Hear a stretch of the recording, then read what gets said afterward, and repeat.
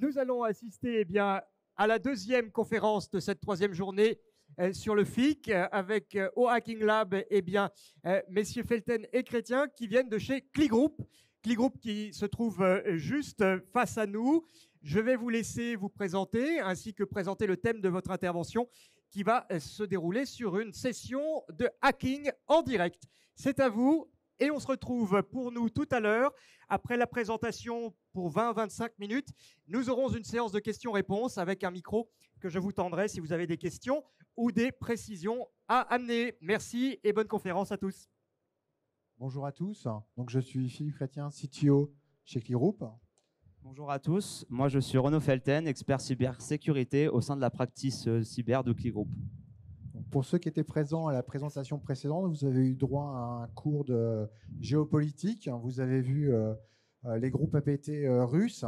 Là, je vous propose de faire une petite pause avant d'attaquer le hacking sur la poésie. Les attaques informatiques, les vulnérabilités, les ransomware, c'est vraiment riche. Est-ce qu'il y en a qui ont lu le Death Note? Je parle peut-être aux plus jeunes, le manga. Donc, le héros... il a un copain, c'est le dieu de la mort, il s'appelle Ryuk. Donc, si vous avez un fichier qui s'appelle .ryk, je crois, c'est pas bon signe. Ryuk, c'est un nom assez sympa.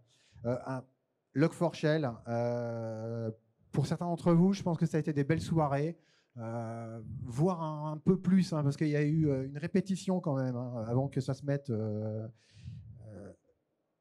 Eternal Blue. Moi, je l'aime bien celui-là parce que c'est le bleu éternel, l'azur. C'est une ode à Microsoft aussi, magnifique. Print Nightmare, elle est pas mal celui-là. Ça fait un peu Freddy les griffes de la nuit. Je sais pas si Print Nightmare, voilà.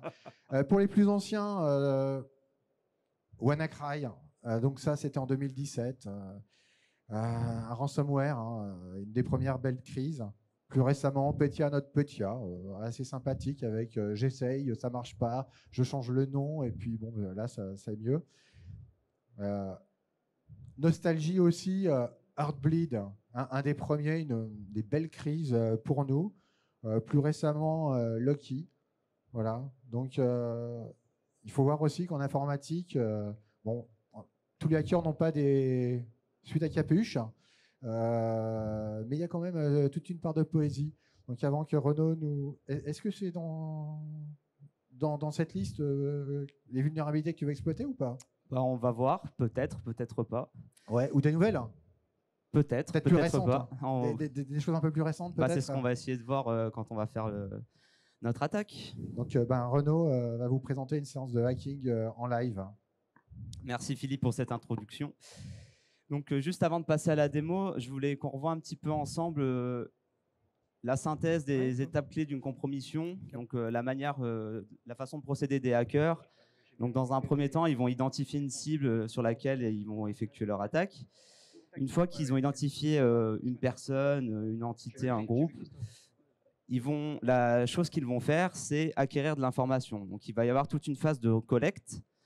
Une fois qu'on a collecté ces informations, on va l'analyser et puis là, on va essayer d'identifier un point d'entrée vulnérable. Donc, ça peut être un système aussi bien qu'une personne. L'objectif, ça va être soit de rentrer dans le système, soit d'extorquer des informations d'une personne ou soit de la forcer à installer des logiciels malveillants. Une fois qu'on a passé cette étape-là, souvent, on va réussir à avoir un accès au système qu'on a souhaité compromettre. Le problème, c'est que la plupart du temps, des fois, on fait des exploits. L'accès, il est temporaire, donc on perd vite la connexion, donc ça ne nous arrange pas quand on est un attaquant. Ce qu'on veut, c'est un accès pérenne sur lequel on peut venir un peu quand on le souhaite. Donc là, il va y avoir une étape de mise en place d'un accès persistant. Souvent, cet accès, une fois qu'il est en place, ce qu'on souhaite, c'est de le faire de façon discrète, parce qu'il y a des entreprises, ils ont des moyens automatisés, ils ont aussi des moyens manuels pour vérifier un petit peu ce qui se passe sur leur système. Et donc là, un attaquant, son objectif, ça va être de couvrir ses traces. Donc effacer tout ce qu'il aurait pu faire pour qu'on le détecte le plus tard possible, pour qu'il puisse soit faire l'exfiltration de données, soit commencer à propager des logiciels malveillants comme des ransomware. Ces étapes, elles sont cycliques. Pourquoi? Parce que ce n'est pas parce que je suis rentré dans un premier système que je ne vais pas pouvoir continuer ma recherche dans mon attaque pour essayer de compromettre un système ou un réseau qui est plus intéressant, plus juteux pour moi. L'idée, c'est d'arriver souvent, in fine, à atteindre le domaine contrôleur pour pouvoir avoir un accès total de tout le SI de l'entreprise. Donc, gardez à l'esprit ces étapes, il faut que je le fasse dans le bon sens. Et parce que dans la démo que vous allez voir, on va essayer d'avoir ces étapes en tête pour notre attaque. Donc, c'est parti. Alors, avant de démarrer, petit point d'attention pour vous. Là, ce que je vais faire, on va le faire en une vingtaine de minutes ensemble. Donc, c'est une démonstration d'une attaque qui peut prendre plusieurs heures, voire plusieurs jours, en fonction de la complexité. Donc là, vous étonnez pas si parfois je vais faire un peu des raccourcis ou s'il y a déjà des choses qui sont prêtes, parce que si je devais le faire avec vous, vous y seriez peut-être jusqu'à ce soir. Il faut savoir aussi que pour des raisons aussi de temps, tout ce que je vais faire, ça fait beaucoup de bruit et je ne vais pas effacer les traces que je laisse. Ces traces-là, ces attaques que je vais faire, elles sont dans un environnement contrôlé, un environnement qui m'appartient. C'est un laboratoire.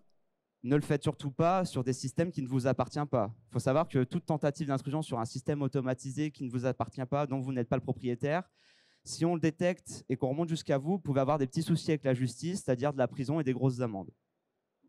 À ce propos, donc, si vous laissez des traces, il y a nos amis qui sont du ministère de l'Intérieur avec des gilet tactiques de la PJ. Ils seront très intéressés par les analyser et vous retrouver.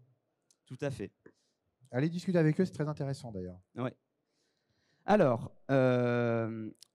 aujourd'hui, moi, en tant qu'attaquant, j'ai décidé de m'attaquer à Nitrosoft. Donc, vous le connaissez tous, c'est leader mondial dans le secteur du numérique qui développe plusieurs solutions, que ce soit des solutions logicielles, des applications bureautiques, des applications d'authentification, SSO, tout ça. Et puis, ils sont aussi très connus pour avoir développé un système d'exploitation que la plupart d'entre vous utilisent. Pour moi, c'est un gros poisson que j'aimerais ferrer. Le problème, c'est que Nitrosoft, ils ont et les moyens techniques et les moyens humains pour éviter qu'une attaque sévère sur leur système se produise. Donc, si je m'attaque frontalement à eux, il y a peu de chances que je réussisse. Mais bon, j'ai envie de tenter l'aventure. On va essayer de voir si on peut s'introduire dans le système d'information de Nitrosoft et éventuellement mettre en place un accès distant avec beaucoup de privilèges. Donc, première étape, je vais rechercher un petit peu d'informations au sujet de Nitrosoft. Donc là, c'est souvent ce qu'on appelle une phase d'OSINT, donc Open Source Intelligence. C'est l'ensemble des informations qu'on laisse sur Internet qui sont accessibles, entre guillemets, publiquement. Donc souvent, les choses qu'on va faire, c'est fouiller les réseaux sociaux. Une entreprise, on va aussi beaucoup fouiller les réseaux sociaux professionnels pour essayer d'en savoir un petit peu plus, établir un organigramme de l'entreprise, par exemple. Donc là, Nitrosoft, c'est quand même beaucoup d'employés. Cibler quelqu'un, c'est intéressant, mais ça peut s'avérer compliqué. Je vais regarder aussi un petit peu leur communiqué de presse, parce que des fois, on apprend des choses intéressantes. Là, en particulier, sur cet article-là, il parle du métavers, domaine fort intérêt pour eux, et ils ont décidé de travailler avec un partenaire pour mettre en place le premier moteur de recherche dans le métavers. Donc là, ils parlent de leur partenaire qui s'appelle LinkedIn. Donc là, j'identifie un autre acteur, un partenaire.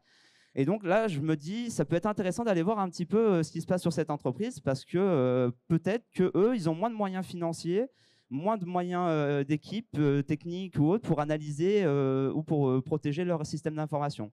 Et peut-être que ça peut être mon premier point d'entrée qui me permettra par la suite de compromettre le système d'information Nitrosoft. Donc, en fouillant, en recherchant des informations sur l'entreprise, on voit déjà tout de suite qu'il y a une différence d'employés. Donc, on voit que c'est une structure un peu plus petite. Donc là, je vais essayer un petit peu dans mon analyse, toujours dans une phase d'OSINT, d'identifier des personnes. Et là, je vais repérer un employé qui s'appelle Jean Maligrade. Et je sais, à partir des recherches que j'ai faites, qu'il travaille sur le projet avec Nitrosoft. Donc là, c'est pour moi une cible intéressante qui pourrait me permettre d'obtenir des informations, voire un accès au SI de Nitrosoft. Donc là, à partir d'ici, j'ai identifié une personne, je vais recommencer mon enquête sur cette personne en particulier. Donc là, j'ai identifié, en faisant mes recherches, un compte Twitter, et là, j'apprends plein de choses. J'apprends que Jean Maligrade, c'est un fan de crypto, de blockchain, il parle que de ça à qui veut l'entendre, à tel point qu'il a même réussi à convaincre son entreprise de développer des projets open source liés au monde de la crypto et de la blockchain. Donc là, ce qui est intéressant sur ce post que vous voyez, c'est qu'il parle d'un de ses projets open source qui s'appelle Not Been Track, Et là, il donne un lien vers le GitLab de l'entreprise Bingodin. Donc là, moi, c'est une information intéressante. Juste Ouais. l'OSINT, donc Open Source Intelligence, renseignement en source ouverte. Si on fait le lien avec ce qu'on a dit au début, cours des géopolitiques d'avant, c'est beaucoup utilisé actuellement dans le conflit ukrainien pour identifier les positionnements de l'armée russe à partir de données fournies en open source, genre des données satellites et la connaissance qu'on a de tous les systèmes d'armes. Donc on positionne les chars et après il y a l'artillerie. Tout à fait. Fin de la géopolitique. Donc, alors GitLab, c'est un peu, pour ceux qui ne connaîtraient pas, c'est comme GitHub, un peu plus connu, c'est un gestionnaire de sources. Donc, ça permet, notamment dans le milieu informatique, de faire un suivi de projet sur le code source et les développements d'applications ou de projets. Et ce qui est intéressant avec ce système de versionning, c'est que dès qu'on fait un changement, on doit notifier les changements. Et ces changements, ils sont tracés. Ça permet un petit peu de faire du suivi s'il y a des problèmes un jour, de pouvoir revenir en arrière. Et ce qu'il faut savoir, c'est que tout changement qu'on fait, on peut savoir qui a effectué ces changements et notamment récupérer l'adresse mail de la personne. Donc là, à partir ce qu'on appelle des commits qui a été fait par Jean Maligrad, j'ai pu obtenir son adresse mail. C'est peut-être intéressant, c'est peut-être pas intéressant, on va essayer de voir. Enfin, en creusant encore un petit peu plus dans son côté passion crypto, j'ai trouvé sur un serveur Discord d'une communauté Jean Maligrad qui est à la recherche d'une nouvelle monnaie sur laquelle il pourrait investir pour élargir son portefeuille crypto. Donc là, on se dit, ouais, c'est cool, mais so what? Bah moi, en tant qu'attaquant, c'est intéressant dans mon processus d'attaque parce que j'ai identifié Jean Maligrad comme un premier point d'entrée qui pourrait me permettre l'accès à Nitrosoft. Et donc, à partir de ça, je vais faire ce qu'on appelle de l'ingénierie sociale, c'est-à-dire que je vais créer des choses qui sont en rapport avec les informations que j'ai obtenues de Jean Maligrad pour lui donner l'envie d'aller voir ce que je fais en faisant croire que je suis quelque chose de légitime et dans le but éventuellement d'obtenir des informations. Donc là, moi, j'ai créé une fausse crypto-monnaie, la Dogecoin. Et puis, j'ai mis en place sur mon petit site qui va me servir pour la suite, un bouton ici de connexion qui simule donc le système d'authentification que propose Nitrosoft. Quand on a certains sites, il y a des sites qui ne gèrent pas eux-mêmes l'authentification, ils délèguent ça à des entités tiers. Et donc là, c'est ce que je vais faire. Je vais faire croire que pour se connecter à mon site, il faut se connecter avec le compte de Nitrosoft. Et là, en fait, j'exploite une attaque qui a fait parler un petit peu d'elle dans le monde des RSSI, c'est l'attaque Browser in the Browser. L'idée, c'est que l'écran que vous voyez là, c'est pas une pop-up comme on peut l'avoir lorsqu'on veut se connecter avec ces éléments. C'est une iframe. Et en fait, cette iframe, on peut la manipuler en faisant un peu de CSS et autres pour simuler une fenêtre de pop-up. Et là, où on voit https nitrosoft.com, ce qui semble être le site légitime, c'est que de la mise en page, c'est pas vraiment une barre d'URL. Et donc là, même quelqu'un de vigilant, s'il ne fait pas attention que c'est une iframe, il pourrait se dire bah, je suis vraiment sur la page de login Nitrosoft pour me connecter avec mon compte. Et derrière, en fait, si elle se connecte, moi, je vais pouvoir voler les informations de connexion. Donc, je mets ça en place. Mon site est en place. Maintenant, il faut juste que j'arrive à ferrer le poisson. Et donc là, ce qu'on va faire, c'est du phishing. Alors, je pense que vous connaissez tous le phishing, du hameçonnage. Vous avez sûrement reçu des phishing classiques de gens qui se faisaient passer pour l'assurance maladie, votre banque, un relais colis qui attend que vous donniez vos adresses pour vous connecter, pour aller chercher le colis, pardon. Bah là, l'idée, c'est que je vais faire cette technique de phishing, mais elle va être ciblée, spécialisée, centrée sur Jean Maligrad. Donc là, c'est ce qu'on appelle du spear phishing. Et en faisant ça, je vais essayer de l'appâter avec tout ce que je sais sur lui pour le convaincre d'aller voir mon petit site pour qu'il puisse ensuite rentrer ses credentials. Et donc là, moi, je lui envoie ce mail-là.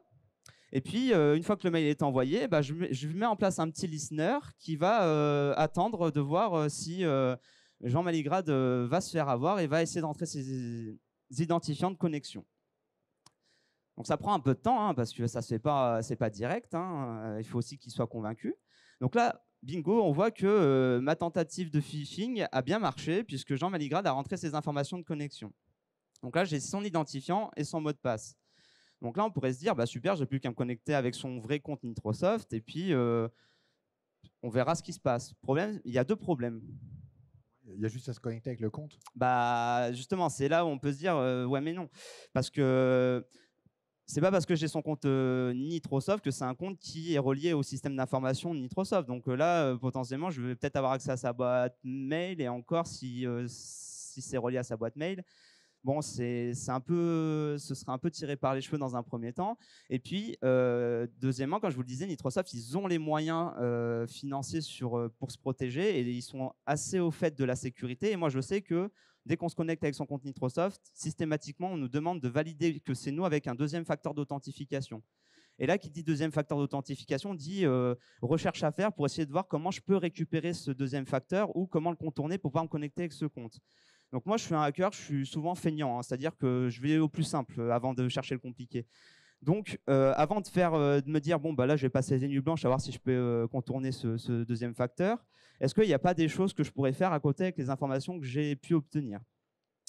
Et bien justement, on se rappelle que Jean Maligrad, il avait partagé le GitLab de son entreprise, et une des mauvaises habitudes des personnes, c'est que souvent, quand on a plein de comptes sur Internet, c'est difficile de se rappeler de tous ces mots de passe. Et donc, des fois, il y a des gens, ils utilisent le même mot de passe sur plein de services. Et puis, peut-être que, voilà, en plus, sur LinkedIn, vu qu'on sait qu'ils ont peut-être moins de moyens financiers, de connaissances sur la sécu, peut-être qu'ici, il n'y aura même pas besoin de deuxième facteur pour s'authentifier. Donc, ça va rien me coûter, on va dire, quelques secondes de tester si le mot de passe que j'ai trouvé, il est valable sur le GitLab de LinkedIn pour le compte de Jean Maligrad. Donc là, a priori, Jean Maligrad, il a eu cette fâcheuse tendance d'utiliser le même mot de passe. Donc moi, c'est une bonne avancée puisque je vais pouvoir identifier de nouvelles choses à analyser et récolter. Donc là, ici, on voit que sur GitLab, il y a 3 projets sur lesquels travaille Jean Maligrad. Il y a les projets publics que j'ai déjà pu exploiter pour chercher des informations. Donc j'ai déjà creusé, ça ne m'intéresse pas. Ce qui va m'intéresser, c'est les projets privés sur lesquels il est. Là, on voit ici qu'il est sur un projet Nitrosoft Search. Et donc, très rapidement, en lisant le descriptif, on se rend compte que c'est le projet sur lequel LinkedIn travaille avec Nitrosoft. Donc, GitLab, à l'intérieur, on a tout le code source de l'application. Donc là, ça veut dire que je vais pouvoir un petit peu regarder comment est structurée l'application et essayer d'identifier des vulnérabilités web que je vais peut-être pouvoir exploiter pour rentrer dans le système d'information. Donc là, je vous ai parlé un petit peu de la recherche. Ce qui va m'intéresser, c'est surtout dans ce dossier config, c'est ce fichier config properties. Ici, il y a un premier élément qui m'intéresse, c'est cette variable-là, la version du Spring Core, donc Spring qui est un framework de développement Java. Ce qu'il faut savoir, c'est que cette version-là, en mars dernier, elle a été vulnérable à une attaque qui s'appelle Spring4Shell. Donc ça peut faire un petit peu connotation avec Log4Shell. Alors, ce qui est amusant, c'est qu'il y a une mise en abîme en fait. C'est-à-dire qu'on trouve les failles de Spring au printemps. Ouais, c'est exactement ça. Il y en a peut-être d'autres aussi au printemps On va essayer de voir ça. Effectivement, donc cette vulnérabilité qui est très récente, elle permet en fait de faire de l'exécution de code s'il y a une version vulnérable de Spring qui est déployée sur le serveur. Le problème, c'est que voilà, potentiellement, ça c'est vulnérable, il faudra que je m'en assure, mais je n'ai pas d'URL, je n'ai pas d'application sur laquelle je pourrais vérifier ça. Ici, on voit qu'il y a l'autre, mais ça a été variabilisé. Donc, moi, si je n'ai pas le document, le fichier ou la commande qui a été transmise avec l'URL, je suis un peu coincé. Rappelez-vous, je vous ai dit que GitLab, c'était un système où on pouvait avoir une historisation de tout ce qu'on fait, ce qu'on ajoute et ce qu'on efface. Et souvent, des fois, quand on commence un projet, on a tendance à faire un peu du quick and dirty, et puis à la fin, on essaye un petit peu de rendre les choses propres. Et donc, souvent, en quick and dirty, là, comme vous pouvez le voir, on a tendance à pas variabiliser et à mettre les paramètres en dur. Et donc là, je repère une adresse ici, une URL, sur laquelle, a priori, serait déployée cette application. Alors, ce qui est intéressant pour moi, c'est que là, à l'œil, je vois que c'est une recette externe. Une recette externe, ça veut dire que c'est un serveur qu'on a mis à disposition entre le client, donc Nitrosoft, et puis le prestataire LinkedIn, sur lequel on va pouvoir faire les tests et montrer les avancées. Souvent, la mauvaise pratique, quand on a des milliers de projets à gérer, quand on est des grosses entreprises, c'est qu'on ouvre les accès, et puis après, on commence à configurer pour restreindre les accès. Et quand je dis on ouvre les accès, c'est-à-dire que c'est ouvert sur Internet et accessible. Donc là, ça veut dire que si c'est accessible, moi je connais l'URL, peut-être que je vais pouvoir aussi aller voir si je peux bien accéder à ce serveur. Donc là, j'ai l'URL, je peux essayer par exemple de pinguer pour voir si c'est bien accessible sur Internet. Et là, si je ping l'URL qu'on me donne, effectivement, je vois que moi aussi, je peux aller voir ce qui s'y passe. Donc ça, c'est une information intéressante pour moi. Ça veut dire que là, j'ai identifié une machine du SI Nitrosoft qui est accessible et sur laquelle je vais peut-être pouvoir faire des choses, puisqu'on a vu qu'il y avait une version vulnérable de Spring.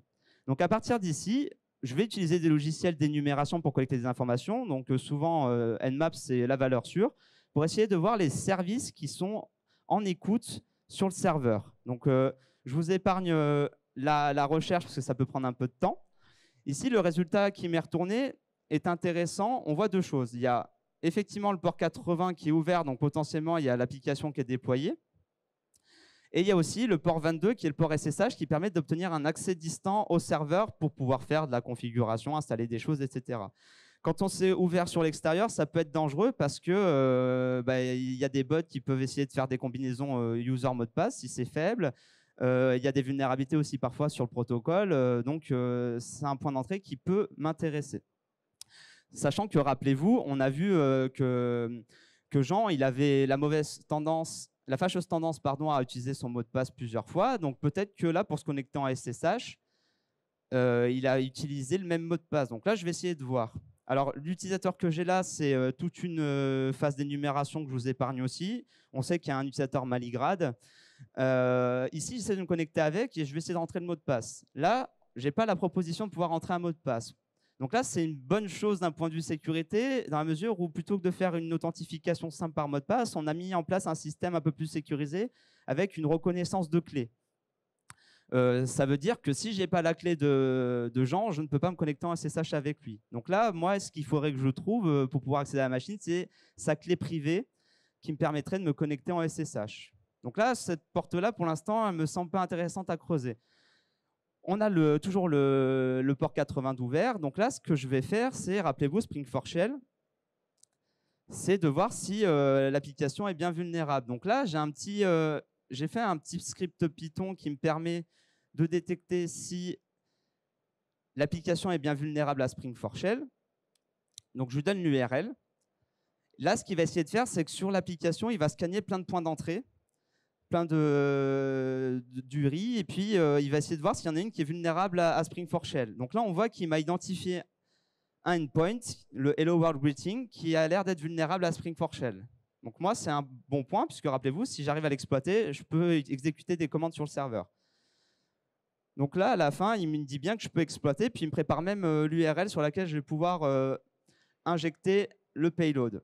Donc là, pareil, j'ai encore un autre script Python que j'ai fait, où je lui donne simplement le endpoint, et puis lui, il va faire tout le travail tout seul. Il va venir voir l'URL, il va venir déposer un web shell. Donc un web shell, c'est comme si on se connectait en SSH, sauf que là, au lieu de passer par le protocole SSH, on va passer par le protocole web pour pouvoir mettre en place notre shell. Donc là, il me dit bien, j'ai réussi à déployer ce shell. Tu peux aller tester, cette URL et normalement, tu devrais avoir un retour. Donc ici, le paramètre CMD, à l'intérieur, je lui rentre des commandes shell. Et puis, s'il a bien le web shell qui est fonctionné, il devrait me retourner quelque chose. Donc ID, ça me retourne la personne qui a l'accès avec le web shell que j'ai déployé. Donc là, alors moi, c'est doublement banco. C'est-à-dire que non seulement j'ai une réponse, mais je vois que je suis root. Et quand on est root sur une machine, donc ça veut dire que je suis potentiellement sur du Linux. C'est plutôt bon signe parce que c'est le compte avec le plus de privilèges. Donc à partir d'ici, moi, j'aime pas trop travailler avec le web shell. Je vais mettre en place plutôt un reverse shell. Donc c'est directement accessible depuis en ligne de commande. Donc là, j'ai une autre fenêtre juste pour qu'on fasse la distinction entre ce que je fais sur mon PC et ce que je fais sur la machine distante. Donc là, je mets en place un listener et puis j'envoie ma commande sur mon web shell pour lui dire ouvre-moi une connexion TCP à distance pour que je puisse, travailler sur ma Kali, ma machine. Donc là, on voit que j'ai bien reçu un retour et si je fais ID, on voit bien que je suis sur la machine. Donc là, je vois ça, je me dis, bon, super, c'est quand même suspicieux que je sois root, je voudrais vérifier quelque chose. C'est voir si je ne serais pas par hasard dans un conteneur plutôt qu'un serveur. Donc là, je regarde juste s'il y a un fichier Docker. C'est le cas. Donc là, en fait, ça veut dire que je ne suis pas sur le serveur, je suis sur un conteneur. C'est-à-dire que le serveur, je ne suis pas directement sur lui, je suis sur un petit conteneur. Et moi, ça m'embête parce que ça veut dire que je suis un petit peu coincé dans mon enquête, dans ma phase de hacking. Là, ce que je voudrais, c'est sortir de ce conteneur. Est-ce que c'est possible? Donc, il y a toute une phase d'énumération que je devrais faire pour essayer d'identifier des vulnérabilités sur les Docker pour m'échapper de tout ça. Ici, ce qui va m'intéresser, c'est que si je regarde ce répertoire-là, qui contient l'ensemble des volumes qui sont reliés avec le conteneur, on voit qu'il y en a énormément. Et ça, c'est intéressant pour moi. Ça veut dire que ce conteneur, quand on l'a déployé et lancé sur le serveur, il a été lancé avec beaucoup de privilèges. C'est l'option privilège de Docker. Et ça, c'est une très mauvaise pratique dans la mesure où je peux, à partir du conteneur, lire le file system du serveur dans lequel je suis. Et donc là, sachant que j'ai accès à un volume, je vais essayer de le monter tout simplement et voir si j'ai bien ces éléments-là. Et donc là, si je fais un ls, j'ai monté mon volume. Ici, on voit bien, ici, c'est le file system de ma machine distante. Et donc là, à partir de ça, je vais essayer de pouvoir récupérer des informations. Et en l'occurrence, si on regarde, on va pouvoir se rendre compte que Maligrad, il y a sa clé SSH qui est disponible dans ce dossier-là. Et ça, en la récupérant, en fait, c'est-à-dire que je peux me connecter en SSH sur le serveur. Donc, je la récupère, je l'ai sur ma machine, et puis, je n'ai plus qu'à me connecter en SSH avec la clé. Et là, si tout va bien, j'arrive à me connecter. Le problème, c'est que certes, je suis arrivé sur la machine, donc on va dire mission accomplie, mais j'ai un compte, si on regarde, il n'a pas beaucoup de privilèges. Et moi, j'aimerais bien avoir un compte avec plus de privilèges. Et donc là, pareil, on va refaire toute une phase d'énumération, et on va essayer de voir si je ne peux pas exploiter une faille pour essayer potentiellement de devenir root. Donc là, ce qui va m'intéresser, cette phase-là que j'ai fait en amont, c'est que je vois que le serveur est lancé avec une version vulnérable du kernel Linux. Et ça, c'est important pour moi, c'est intéressant dans la mesure où il y a quelques mois de ça, il y a une vulnérabilité qui s'appelle Dirty Pipe qui est sortie et qui permet, en fait, en exploitant le principe de fonctionnement des fichiers Dirty Page, de pouvoir obtenir des droits root sans avoir un accès sudo ou autre. Et donc là, ici, j'ai importé sur ma machine un petit programme qui permet de vérifier si c'est bien vulnérable. Donc je rentre la version.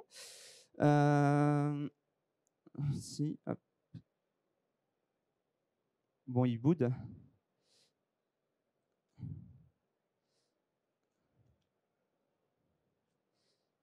J'ai oublié le point .sh, c'était pour ça. Donc là, il me dit bien que je suis vulnérable. Donc là, à partir de ça, je sais que c'est vulnérable. Pareil, j'ai un autre exploit que j'ai importé qui s'appelle Dirty Pipe et qui va me permettre, en fait, lorsque je l'exécute, de modifier le fichier etc password qui contient la liste des utilisateurs et de forcer le mot de passe du compte root à piped. Et donc là, si je fais un su root et que je rentre le mot de passe piped et que je fais un ID, on voit que, bingo, je suis root. Donc là, j'ai un accès avec le plus de privilèges sur la machine. Et donc, mission accomplie, j'ai réussi à rentrer dans le site Nitrosoft. J'ai un premier point d'entrée, je vais pouvoir poursuivre l'attaque. Donc voilà, si on résume l'attaque, on a voulu s'attaquer d'abord à Nitrosoft. On a vu qu'on ne pouvait pas. On est passé par un prestataire qui, lui, était vulnérable. Et on a fait ce qu'on appelle une attaque en supply chain. Et donc, maintenant que j'ai eu mon accès à ma machine en tant que root, on voit que maintenant, je pourrais faire des mouvements latéraux, c'est-à-dire essayer de creuser un peu plus loin pour essayer de compromettre d'autres machines pour atteindre le domaine contrôleur et contrôler totalement le domaine. Et donc, si on essaie de résumer rapidement les 3 grandes catégories de vulnérabilités qu'on a vues, on a vu qu'il y a des vulnérabilités qui étaient liées aux mauvaises habitudes humaines. On a vu qu'il y avait des vulnérabilités liées aux mauvaises configurations de nos outils. Et enfin, on a vu qu'on a exploité des failles liées à des systèmes, des applications qui n'étaient pas à jour. Ouais, enfin, c'est toi qui dis ça, Renaud, parce que moi, ce que je vois, c'est qu'en tant qu'hacker, tu as dit que tu es un feignant. 2, qu'est-ce que tu as fait? Plutôt que t'attaquer au gros qui avait tout préparé, tu t'attaquais au plus faible. Ça, c'est pas cool, c'est de la triche. 3, c'est tu utilises des failles que les équipes DevOps, elles n'ont pas eu le temps de mettre à jour parce qu'elles ont juste 3 mois, quoi. Ça, c'est pas très bien, quoi. Ouais, c'est pas évident pour nous, mais c'est nécessaire, c'est essentiel. Tout ce que je fais là, c'est des exemples de cas réels. Il y a 3 ans, il y a Airbus qui a été victime de ce type d'attaque. Il y a 1 an et demi, il y a eu SolarWinds, pour ceux qui en ont entendu parler, donc un éditeur d'une solution. Les attaquants ont réussi à attaquer un serveur FTP et ils ont vu que c'était le serveur qui déployait les logiciels les versions du logiciel, pardon. Et donc, sur ce logiciel, ils ont mis en place une backdoor. Et puis après, il y a toutes les administrations américaines qui ont installé le logiciel légitime. Et en fait, ils ont installé une belle backdoor pour les attaquants. Et ils s'en sont rendus compte un peu tardivement qu'il y avait un problème. Ah, c'est nos amis quand même. Alors, nous, avant les questions, je ne sais pas si on aura le temps, on est situé juste là. Donc, on vous invite, si vous voulez poser des questions après les questions, à nous rejoindre. On pourra discuter. Voilà. Oui, effectivement, le temps des questions va être trop court. Je vais vous inviter, pour ceux et celles qui en auraient, à rejoindre Click Group. La sortie pour le flux des personnels et des visiteurs se fera sur la droite. Click Group, donc, qui est juste en face, va permettre eh bien, de répondre à vos questions. Bravo à vous. Merci beaucoup. Et donc, oui, n'hésitez pas, si vous avez des questions ou si vous voulez en savoir plus sur notre activité, à passer au stand juste en face. T'es un tricheur quand même. Hein.